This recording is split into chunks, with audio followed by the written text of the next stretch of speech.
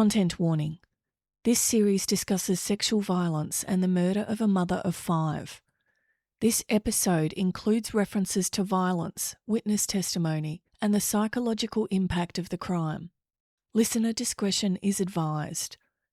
If you or someone you know needs support, contact Lifeline on 131114 or 1-800-RESPECT on 1-800-737-732 or your local crisis service. At 12:10 p.m. on Friday, 17 February 1978, a retired man is crossing Dandenong Road. He is 62 years old, a man who had previously served in the Navy. He had lived in the area for about 3 years in a flat on Wattletree Road, a short walk from the corner of Bailey Avenue. He knows this stretch of road the way anyone knows their own neighbourhood, by routine, by repetition, by the things that stay the same. As he crosses the road and turns into Bailey Avenue, he glances towards 575 Dandenong Road.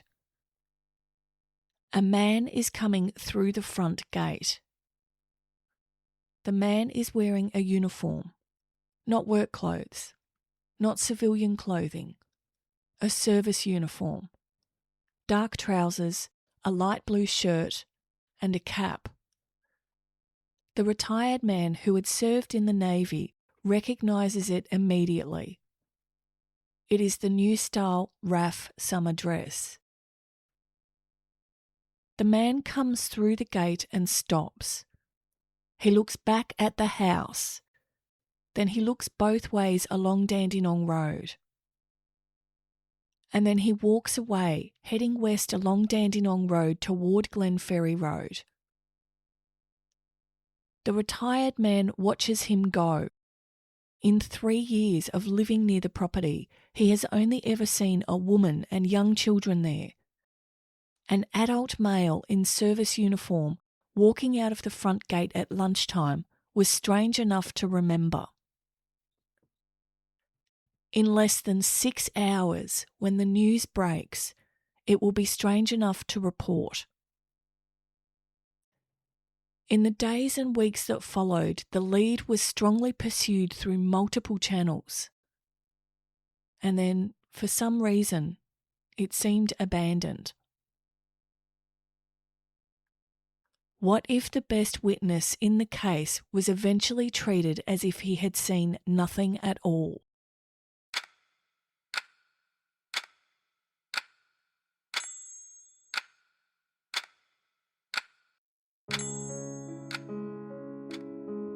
Part 3. Mary Anne Fagan. The next morning, Saturday 18 February 1978 at 10:35 a.m, Hugh walks into a Victoria police station and gives a formal statement. The murder of Mary Anne Fagan had been on the front pages overnight. He has heard the reports. He recognises that what he saw the previous day at around 12:10 p.m. on the corner of Bailey Avenue and Dandenong Road may matter. Less than 24 hours have passed since the sighting. He has not been pressed. He has not been contacted. He has come forward of his own accord.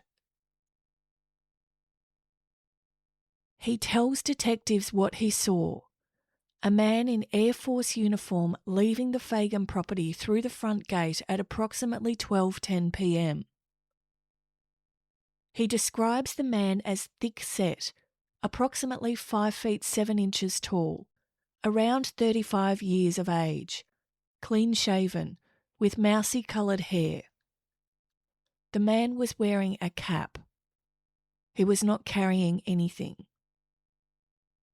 Hugh is specific about the uniform. He tells detectives that it was the new style RAAF summer dress, not the old version. He served in the Australian Navy. He knows what service dress looks like. He knows the Air Force changed its pattern in recent years. and he is confident in what he saw. He tells police, "I thought that this was strange, as over about the past 3 years I have seen only a woman at the premises." He believes he could recognise the man if he saw him again. Now go back to the moment itself and look at it more closely. Hugh did not just glimpse a man and walk on. The behaviour he described was deliberate enough to register and to be remembered. The man came through the front gate. He stopped. He looked back at the house, a backward glance taken at the threshold after passing through it. He looked both ways along Dandenong Road, scanning the street in each direction. And then he walked west at an unhurried pace in the direction of Glenferrie Road. These are not the movements of someone leaving a place they expect to return to. They are the movements of someone checking that no one is at the door behind him, checking that no one is approaching from the road, checking in those few seconds at the gate the conditions of his departure. Hugh stopped long enough to register all of that. He had no reason at the time to know what he was looking at. He simply found it strange. A man in service uniform, walking out of a property where he had only ever seen a woman and her children, pausing at the gate to look around before walking away. He held the picture in his head until the news broke. Then he took it to the police. The investigators who took his statement that Saturday morning were dealing with a witness whose recall was fresh, whose attention had been arrested, and whose background gave him a baseline for recognising service dress that most members of the public would not have had. They would describe him throughout the investigation as their best witness.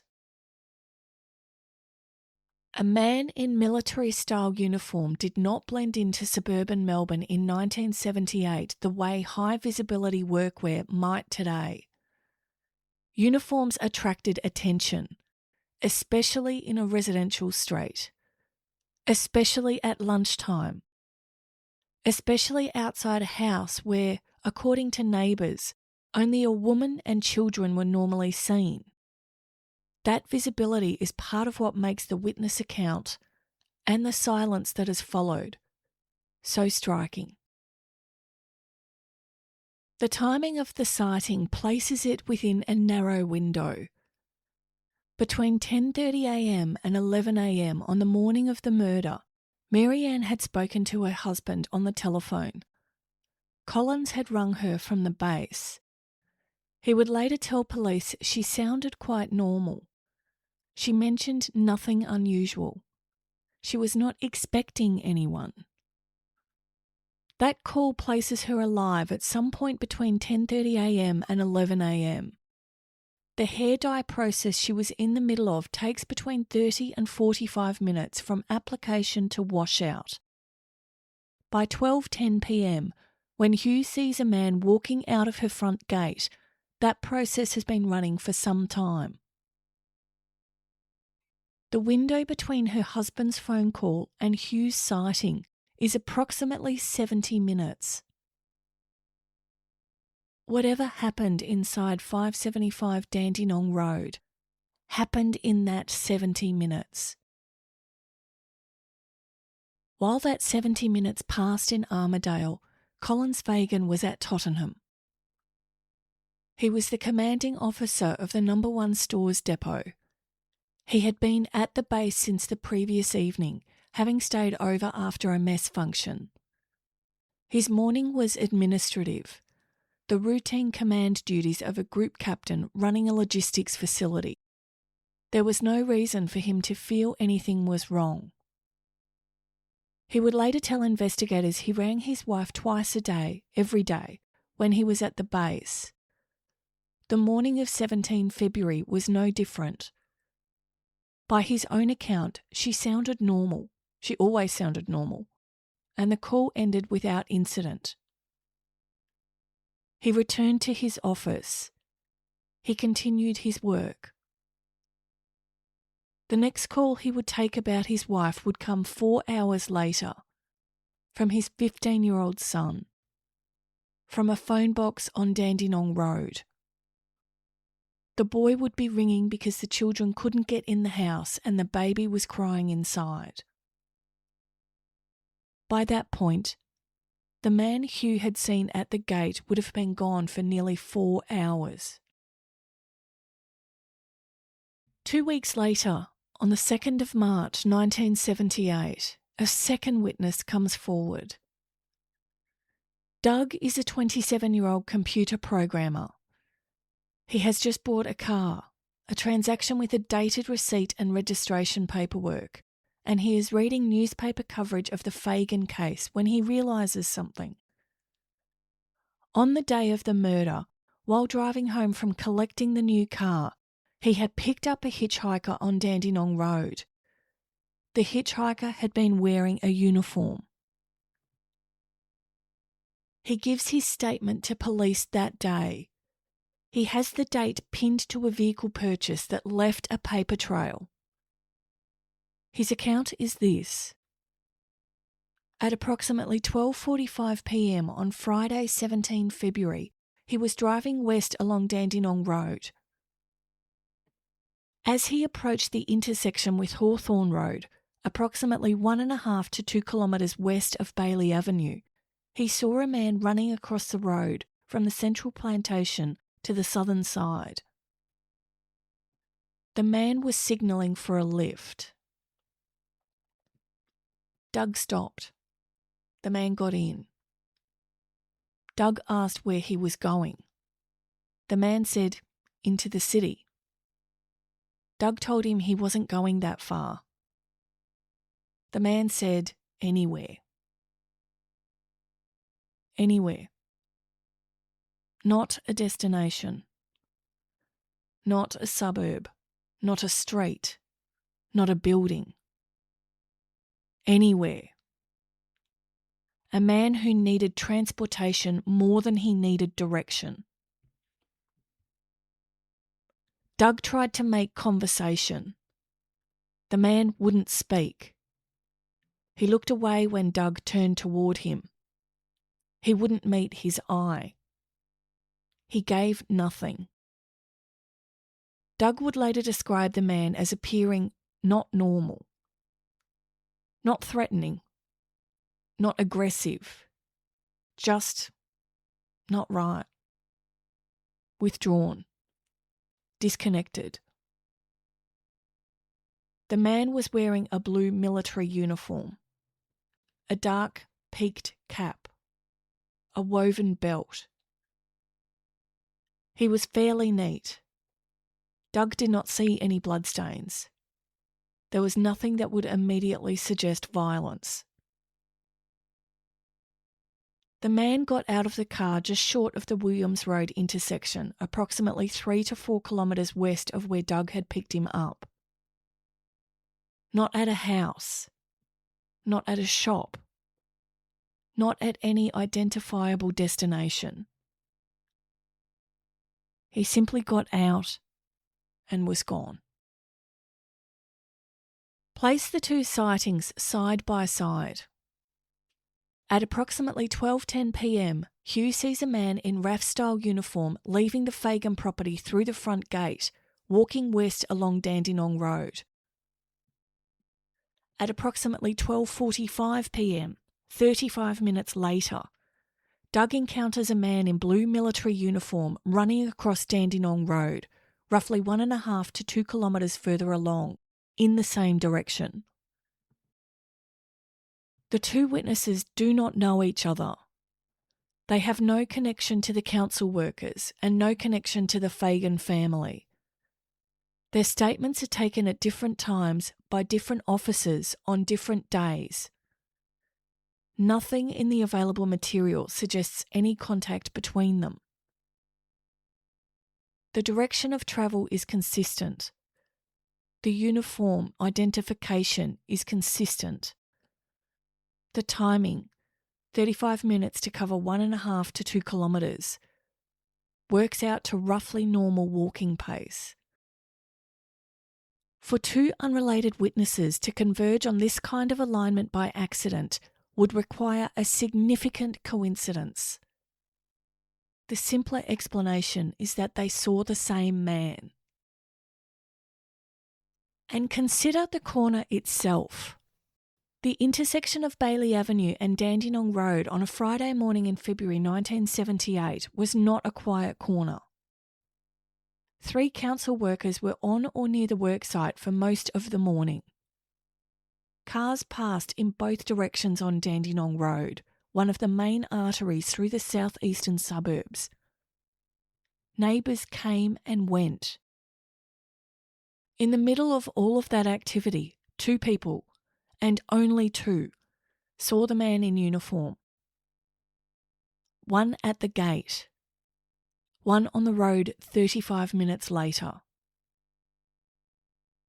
He moved through a watched street and was seen by exactly the people who happened to be looking in his direction at the right moment. And by no one else. 2 weeks after the murder, on March 3, 1978, the head of the homicide squad goes public with the sighting. A photofit of the man is published in newspapers. It shows a thick-set face, clean-shaven, mousy hair, a peaked cap pulled low over the brow. The face is set, expressionless, somewhere between watchful and blank. Chief Inspector Noel Jubb is unequivocal. He tells the press the man is now the prime suspect. He says there are some other uniforms similar to RAAF Airman's issue, but the witness who gave us a detailed description is a most reliable person. And then, we are 95% certain it was a RAAF uniform. It's clearly the best lead we have had so far. It's a very good description with a distinctive face. The detail is precise. The man is described as approximately 35 years old, around 5 feet 7, thick-set, clean-shaven, with mousy-coloured hair. The uniform is described as rumpled but with no apparent bloodstains. A separate appeal goes out for the driver of a small green panel van, possibly a Ford Escort, that was seen parked outside the Fagan home for at least an hour after 11:30 on the morning of her murder. The investigation pursues the sighting through every channel available. A formal liaison is established between Victoria Police and the Royal Australian Air Force. RAAF Police, the service's own police, assist the homicide squad. The cooperation is unusual. It signals how seriously the lead is being taken. Other organisations with similar-looking blue uniforms are approached. The Postmaster General's Department, Victorian Railways, airline operators, ambulance services. Each is asked whether the photofit might match any of their personnel, current or recent. Air Force supply stores are checked in case the man had recently bought his uniform through official channels. The records of recent issue and sale are reviewed. Hugh is taken to identity parades at every RAAF base in Victoria, Laverton, Point Cook, East Sale, Williams, Tottenham, to inspect lines of serving airmen one base at a time.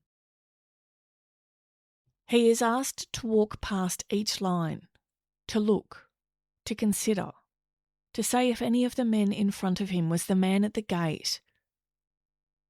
He never identifies anyone. The PhotoFit campaign runs in newspapers across Victoria. Tips come in.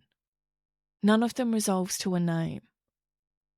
The investigation continues to treat the sighting as the prime line of inquiry for about 2 months. By April 1978, 2 months after the murder, the institutional view of the witness sighting has begun to shift. A different kind of consideration starts to weigh on the case. It is one that no senior detective would have articulated publicly in those terms in 1978, but that has shaped police thinking about witness identification for decades. Witness memory is not a recording. It is a reconstruction. Each time a witness is asked to recall what they saw, the recollection is reassembled from fragments, and each reassembly is shaped by what the witness has seen, heard, and been shown since the original event. A high-profile case creates particular conditions for that reassembly. The Mary Anne Fagan murder is on the front pages of every Melbourne newspaper.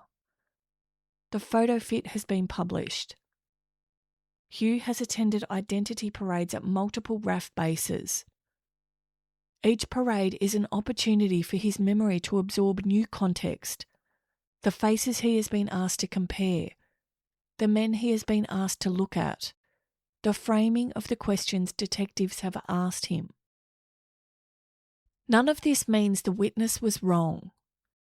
It means a senior reviewer in 1978, working in a homicide squad under pressure, with a queue of unsolved cases including the disappearance of Denise McGregor less than 5 weeks after Mary Anne's murder, might have institutional reasons to be cautious about a witness sighting that had not produced a match through any of the channels the investigation pursued.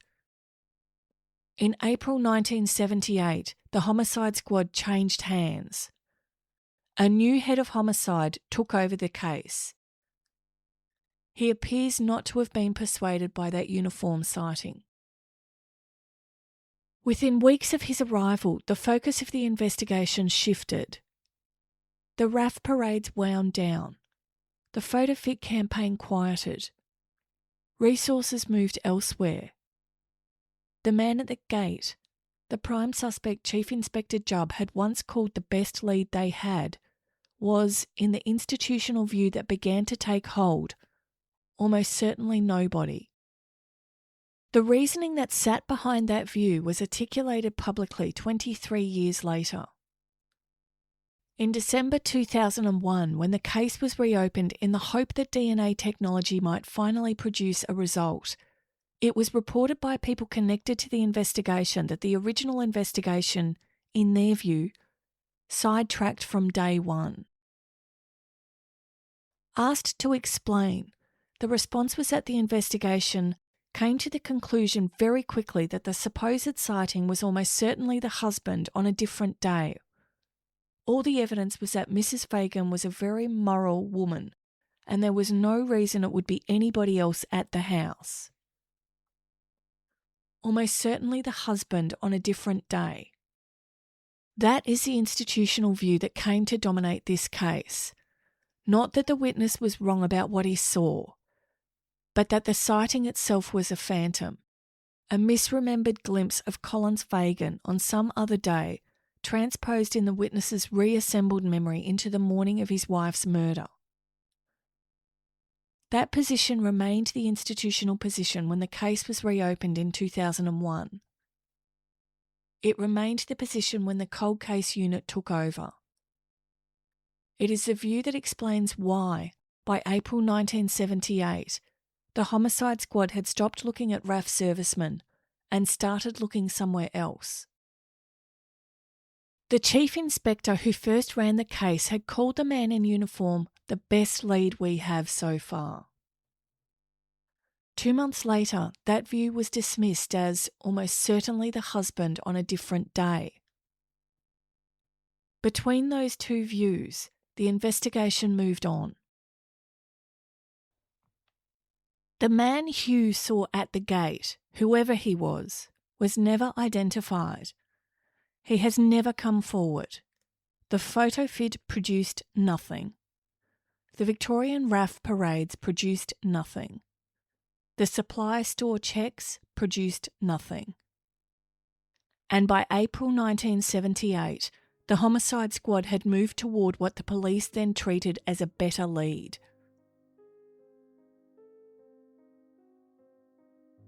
Behind these investigative arguments was still the central fact. Mary Anne Fagan had been killed in her own home on a Friday morning in February while her infant son slept in the next room. The room she died in had a rocking horse, toys, and crayon drawings. She had made school lunches that morning. She had been preparing for a social function she was to attend with her husband. Her older children would come home from school that afternoon to find her. Every lead mattered because one of them should have explained how that was possible. For 48 years, Mary Anne's murder has remained unsolved despite significant investigation. Join us next time as we turn to the men the investigation turned to. 3 council workers repairing a road outside 575 Dandenong Road on the day Mary Anne was murdered. Their statements would be taken weeks apart. Their accounts would not agree. A retired senior officer would later tell media that the original investigation's failure to adequately question 2 of those workers had been a serious flaw. The men, he said, were either suspects or potentially vital witnesses. They had been interviewed for 10 minutes on the night of the murder by a uniformed constable in a hotel. They were not properly interviewed by homicide squad detectives until nearly 2 months later. 2 months later was April 1978. The same April that the squad changed hands. The same April that the man in uniform was set aside. And the same April that the investigation shifted towards a council labourer who had spoken to Mary Anne that morning, who had left the worksite alone, who had returned with money he could not account for, and who, when finally questioned in detail, would lie about almost everything. If you have information that could assist police in relation to the murder of Mary Anne Fagan, please contact Victoria Police Crime Stoppers on 1800 333 000 or submit a confidential report online at www.police.vic.gov.au/crime-stoppers. Some names and non-essential identifying details have been changed for privacy. All core events and timings are drawn from publicly available records, inquest materials, and contemporaneous reporting.